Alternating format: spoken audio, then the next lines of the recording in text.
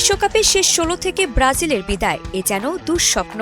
এ ব্যর্থতার দায় নিয়ে এবার মুখ খুলেছেন ব্রাজিলিয়ান ফুটবল কিংবদন্তি রোমারিও। কোচের পদ থেকে কার্লো আনচেলত্তিকে অবিলম্বে ছাঁটাই করার দাবি তুলেছেন তিনি।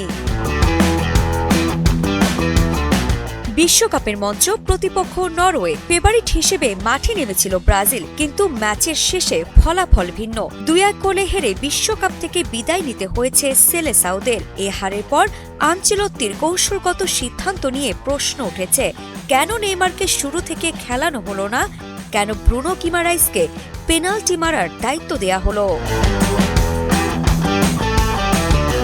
এ হারের পর ফুঁসে উঠেছেন রোমারিও।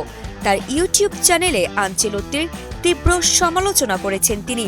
১৯৯৪ বিশ্বকাপ জয়ী এই কিংবদন্তি বলেছেন, আমি হলে তার চুক্তি ছিঁড়ে ফেলতাম।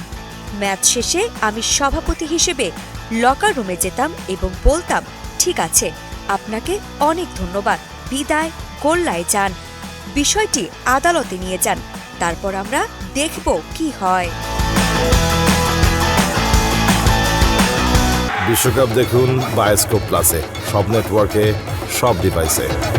আনচেলত্তির কৌশলগত ভুলগুলো ধরিয়ে দিয়ে রোমারিও বলেছেন, সে কি ভাবছিল আমি তার সেটাই বুঝতে পারলাম না।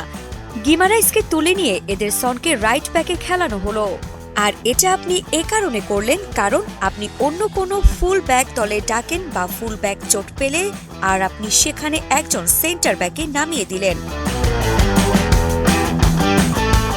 শেষ ১৬ থেকে ব্রাজিলের বিদায়ের পর আনচেলত্তি আর কোচ থাকতে পারেন না বলে মন্তব্য করেছেন রোমারিও। তিনি বলেছেন, এ মহাবিপর্যয় ও লজ্জাজনক পরিস্থিতির পর আনচেলত্তি কোনোভাবেই ব্রাজিলের প্রধান কোচ হিসেবে দায়িত্বে থাকতে পারেন না।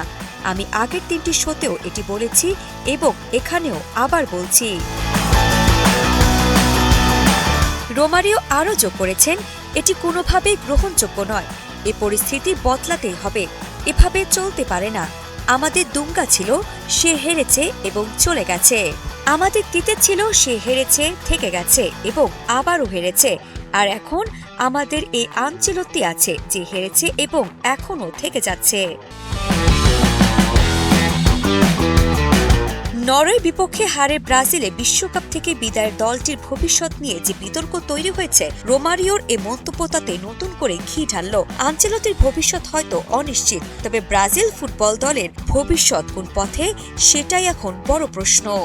রোমারিওর এ দাবি কি আনচেলত্তির কফিনে শেষ প্যারেক ঠুকে দিবে, নাকি ব্রাজিল ফুটবল ফেডারেশন নতুন কোনো সিদ্ধান্ত নেবে, সেটাই এখন দেখার বিষয়। আরিফা জাহান প্রিনর, কালের কণ্ঠ স্পোর্টস।